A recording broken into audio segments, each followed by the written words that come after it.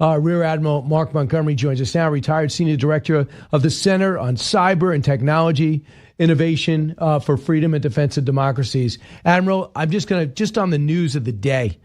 You're no stranger, anyone in the military, Islamic extremism. Have we closed the book on that too soon? I think we have, and especially when it comes to, these kind of domestic anti-Semitism, anti-Zionist attacks. You can see the anger in those in the protests, and then you can see that these activists become weaponized online and then go do crazy things, whether it's the assassination of the two staffers outside from the Israeli embassy in D.C. or this attack in Colorado. Yeah, I think every parade, every get-together has to be looked at. I know in New York City, they're putting out security forces in all the synagogues in the area. You just have to do it. I don't know how much no matter how much it costs. So let's talk about, if we can, what's happened with this Russia attack. This looks brilliant. In fact, it was brought up to me that maybe it's akin to the pager explosions that took place with a few months ago with Hezbollah paying such a price. But yesterday, we understand 117 drones, at least, it looks like more, took off from various locations inside Russia and blew up dozens of aircraft, blew up 2 bridges, as well as derailed trains. And it looks like the damage is still being assessed. Now we understand in Russia, every truck is looked at suspiciously. Every driver is looked at suspiciously because the Ukrainians were able to get inside Russia, leave their cars, leave their trucks, and get out. The trucks would open up, drones would fly out, and the attacks would take place. Could you put in perspective how cutting edge this attack was? Well, look, I think whoever told you that it's akin to the Israeli strike is correct. It had the creativity and ingenuity of the beeper and walkie-talkie attack. And in fact, in some ways, it was executed better. The Israelis would tell you they could have done a lot more if the timing had gone right for them. So this really was a well-planned, well-executed. The Israeli one was a little better in the sense that it took 4 years almost of like supply chain manipulation to get to where they had it. So these are both creative attacks, equally successful, I think.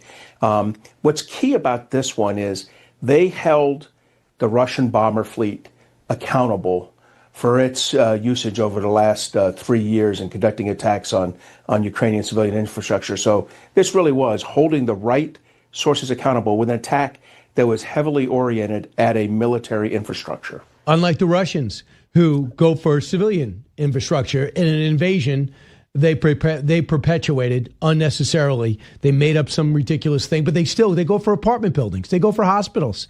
They're not even aiming for military sites. I want you to hear what President Zelensky said through a translator. I just heard the report by the chief of the Security Service of Ukraine. The brilliant operation was conducted on the enemy's territory against military targets only, against equipment that was used to deliver strikes on Ukraine. The operation was prepared for more than a year and a half. 117 drones were used in the operation, and a respective number of drone pilots were involved. 34% of strategic carriers of cruise missiles on their home airfields were hit. So cruise missiles, targets, they beat the missile defense. And now we understand everything's ground to a halt. People are freaked out in Russia. They don't know where the next attack's going to come. They don't know what to trust. No, you're exactly right. And look, this is a big deal. So they hit 40 bombers and an A-50, which is a very important command and control aircraft. I don't think all 41 of those aircraft will be destroyed, but they're all going to have damage. And I got to tell you, this is hard damage to repair. As especially these Tupolev 22 and Tupolev 95 bombers, they're not being built anymore. This is a loss. And it was 34% of the force, but I'd say probably half of the active force. So this really is going to impact them. And it's getting at the exact aircraft that are used to deliver those cruise missiles, as you said, that routinely strike civilian infrastructure and routinely kill civilians. In fact, in the week leading up to it, there were 3 nights of strikes, that killed more than 20 Ukrainian civilians because the Russians just launch haphazardly. They have no understanding of collateral damage or no concern for collateral damage. So I think this is a big deal. And if I could pick up on one of your other points, you're exactly right. This is going to paralyze Russian critical infrastructure because you don't know, anytime there's a truck or a car stopped on the road now, it's going to be preparation for an incident. You know what I mean? It's going to slow down their emergency responders. It's going to slow down their military.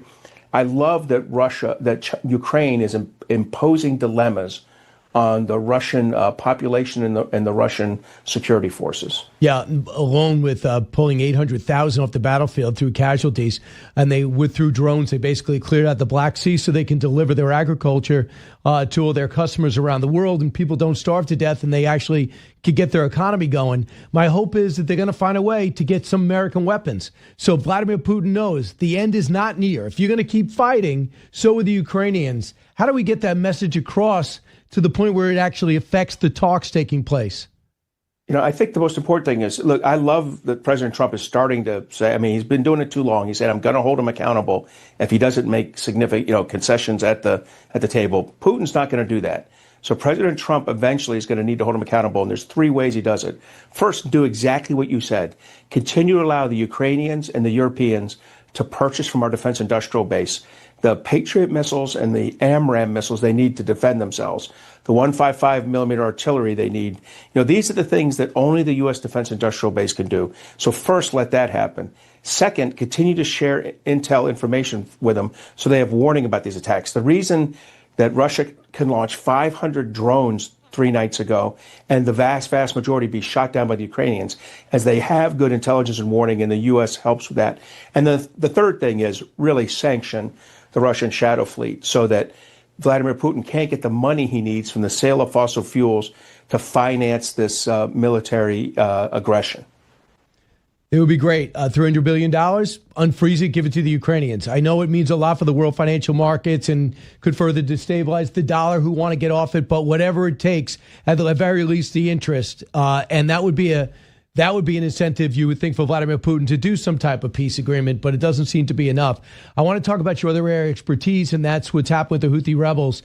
At this point, they said they were going to stop hitting U.S. targets. Have they?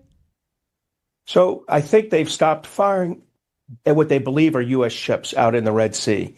That's different than firing into the Red Sea, or more importantly, firing into Israel, our close ally.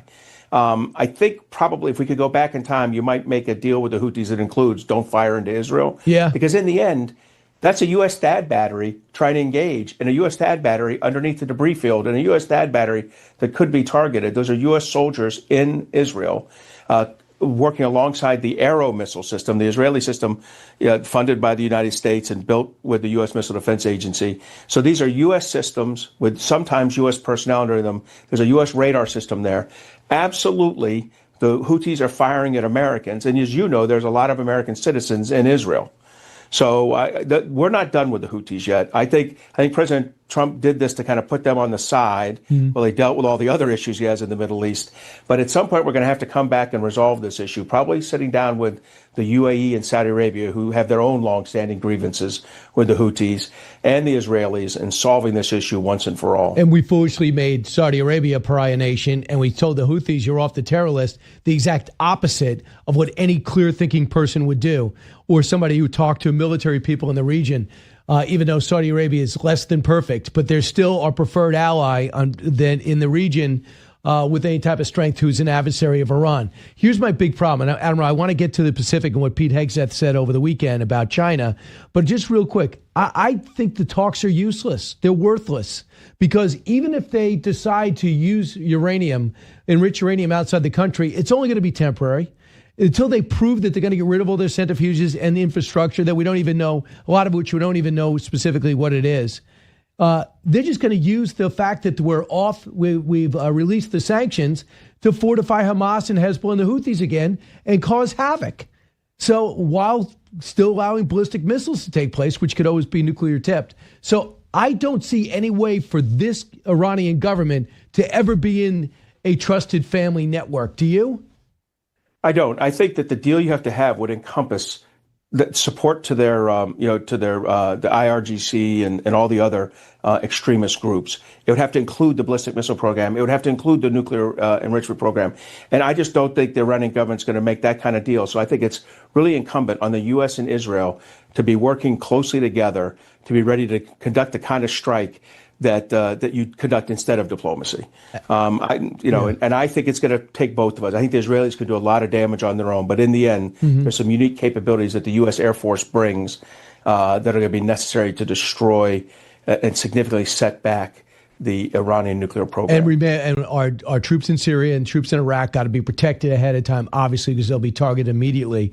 So when Pete Hegseth goes into the Southeast Asia, I think Malaysia, and says, guys, get ready. China's tough, and they're going to try to take Taiwan, and we got to understand the ramifications if that happens. A lot of people in the Pacific Rim countries said, I really don't want to make a choice yet between U.S. and China, because they live in the Chinese neighborhood and they're not sure if the U.S. will have their back.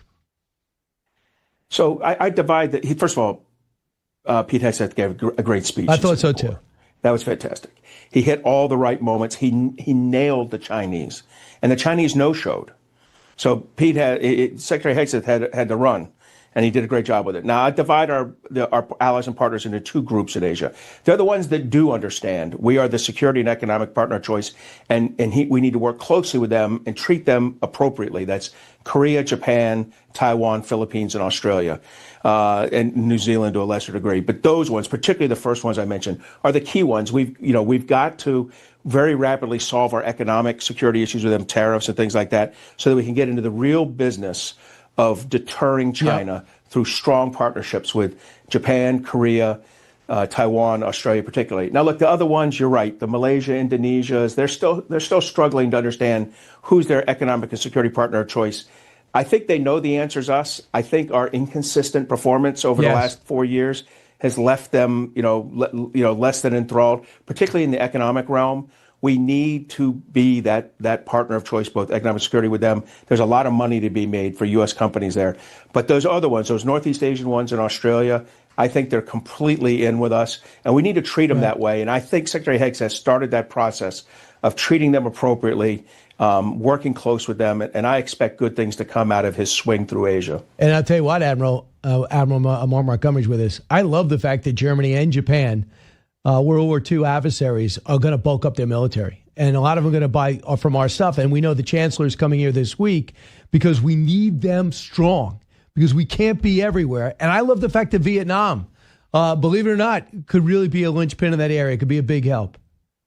You're absolutely right. And I think Japan's really stretched it up. They always it was hard to tell exactly how much they were spending. But whatever it was, they've doubled it.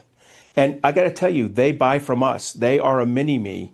They're about a 20% version of us. They operate really well. They have Aegis destroyers. They have F-15s. They have F-35s. They have all the things you recognize as American fighting vehicles. They have Gimlers. They have ATACMS. They have Tomahawk missiles. They are us. And we are heavily integrated with them through 20 years of work with our forward deployed forces. Korea is the same way. Taiwan we're the only country that sells Taiwan weapons. And Australia is another one. I mean, F-35s, F-18s, all our Aegis weapon systems. They are us. These countries buy from us. They help make us wealthy, and they are our partners, and we help make them secure. This is a wonderful alliance structure we have, and we've got to invest in it. I think the same is true for Germany, although they're a little bit farther behind those Asian partners. But at least there's a willingness, perhaps. Rear Admiral Mark Montgomery, very educational. Thanks so much, Admiral. Appreciate your time. Thank you for having me, Brian. All right.